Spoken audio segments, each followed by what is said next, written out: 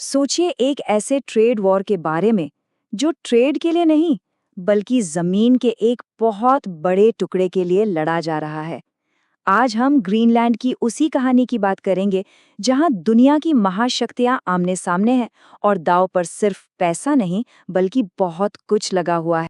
और इस पूरी कहानी की शुरुआत होती है एक एक बहुत ही चौंकाने वाले बयान से, जब अमेरिकी राष्ट्रपति ने अपने ही साथियों के खिलाफ एक ऐसा कदम उठाया जो पहले कभी नहीं हुआ था और कहा कि विश्व शांति दांव पर है।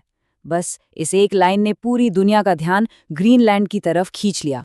लेकिन ये सिर्फ बातें नहीं थीं। ये तो बस शुरुआत थी एक जबरदस्त आर्थिक टकराव की, जिसने अमेरिका और यूरोप को एक दूसरे के खिलाफ लाकर खड़ा कर दिया। और वो कदम क्या था? ये डोनाल्ड ट्रंप ने अचानक 1 फरवरी से ही यूरोप के कई बड़े देशों पर 10% का भारी भरकम टैरिफ लगा दिया। और वजह? ग्रीनलैंड पर उनकी योजना का विरोध। और देखिए, ये कोई छोटा मोटा कदम नहीं था। डेनमार्क से लेकर जर्मनी और फ्रांस तक यूरोप के 8 बड़े देशों को निशाना बनाया गया। ये सीधे सीधे एक मैसेज था, सिर्फ डेनमार्क को नहीं बल्कि पूरे यूरोप को। इसे कहते हैं इकोनॉमिक कोएर्जन। मतलब जब आप पैसे को, ट्रेड को एक हथियार की तरह इस्तेमाल करते हैं किसी देश को झुकाने के लिए, अपनी बात मनवाने के लिए। ये एक तरह की जियोपॉलिटिकल शतरंज की बाजी थी और टैरिफ इसमें सबसे बड़ा मोहरा था। तो अब सवाल ये उठता है कि इतने बड़े कदम को सही कैसे ठहराया गया? मतलब ग्रीनलैंड को खरीदने की कोशिश विश्व शांति के लिए जरूरी कैसे हो सकती है? ये थोड़ा अजीब लगता है ना? तो इसके पीछे जो सोच थी वो बहुत सीधी थी। जो आर्कटिक को कंट्रोल करेगा वही आने वाले वक्त में दुनिया पर राज करेगा, और ग्रीनलैंड वो उस आर्कटिक का, समझिए, सबसे जरूरी हिस्सा है।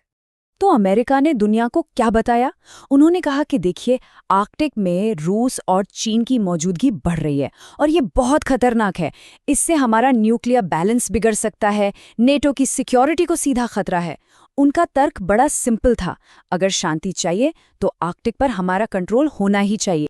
तो चलिए अब बात करते हैं सीधे सीधे ग्रीनलैंड की। आखिर इस बर्फ से ढकी हुई विशाल जमीन में ऐसा क्या है कि दुनिया की सबसे बड़ी ताकतें इसके लिए आमने सामने आ गईं?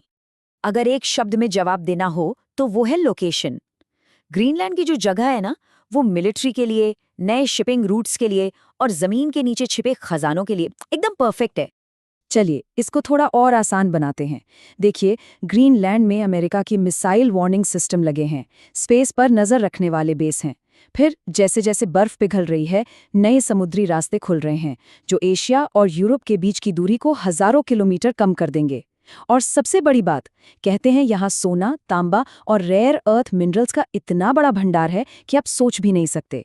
तो अमेरिका का प्लान बिल्कुल क्लियर था, 3 स्टेप्स का। पहला, ग्रीनलैंड की पॉलिटिक्स में अपना दबदबा बनाना। दूसरा, पूरे आर्कटिक की सिक्योरिटी को अपने हाथ में लेना।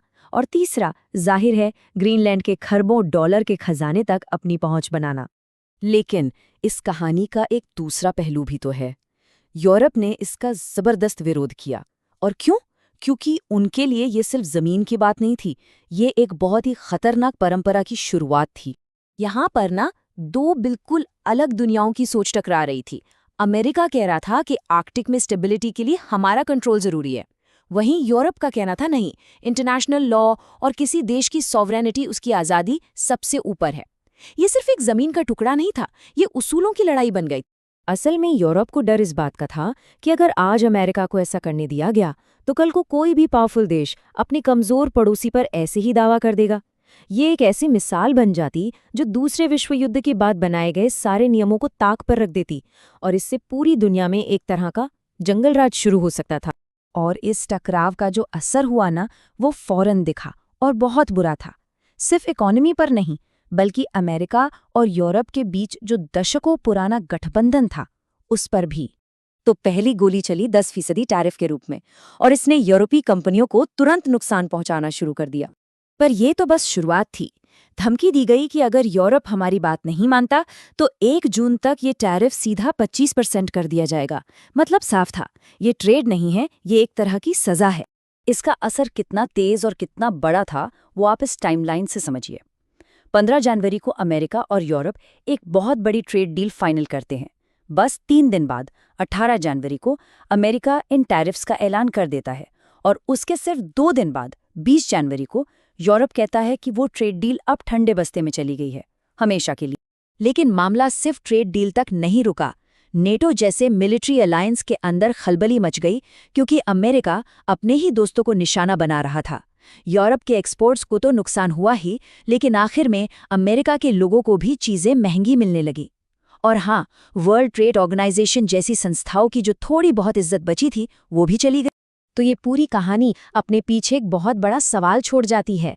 जब व्यापार को, इकोनॉमी को जमीन कब्जाने का हथियार बना लिया जाए, तो फिर ग्लोबल पावर के नए नियम क्या होंगे? क्या हम एक ऐसी दुनिया की तरफ बढ़ रहे हैं जहां जिसकी लाठी उसकी भैंस वाला कानून चलेगा? हो सकता है ग्रीनलैंड का ये पूरा मामला हमें आने वाले कल की बस एक छोटी सी झलक दे रहा हो।